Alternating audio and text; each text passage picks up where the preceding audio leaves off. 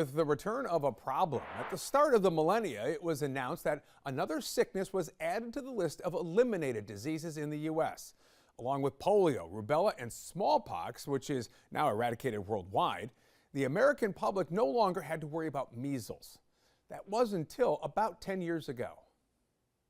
The measles outbreak that started last month at Disneyland is spreading rapidly. At least 66 cases have been confirmed in 5 states. Most are in California. In 2015, the outbreaks began again, and the vast majority of cases were found in people who had not been vaccinated. Take a look at this graph right here behind me, and it shows well before the pandemic in 2011, close to 95% of kindergartners were vaccinated for measles, polio, even whooping cough.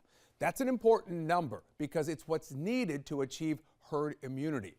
But then came the pandemic, and you can see the slide down here. As a result, the number of children protected from the disease has dropped because of hesitancy and misinformation, and it is really having an effect. And now that we haven't been getting vaccinated and keeping up to date with that, we've lost herd immunity. And so in order to have herd immunity, 95% of the population has to be vaccinated.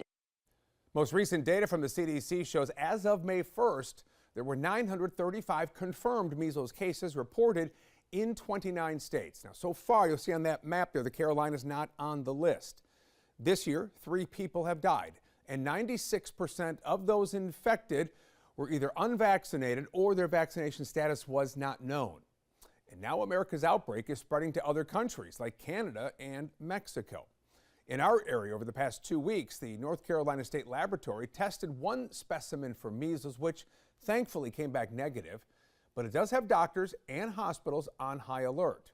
North Carolina has only reported 5 measles cases in the last decade, which means most medical personnel have never encountered the virus firsthand.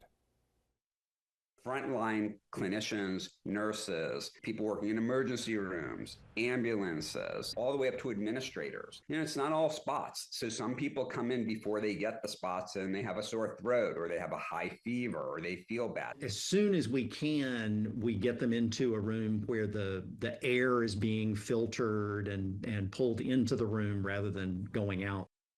We're told hospitals don't anticipate the need to convert wings solely for measles care, but officials say COVID created clear blueprints if they would need to do so. And of course, there's one big way that you can help them out. We encourage people to get the measles vaccine. Okay, so that, I think that's actually the next step, and that's news as far as I'm concerned, that you're saying that. What's the position philosophically of the federal government in terms of public health? The federal government's position, my position is people should get the measles vaccine.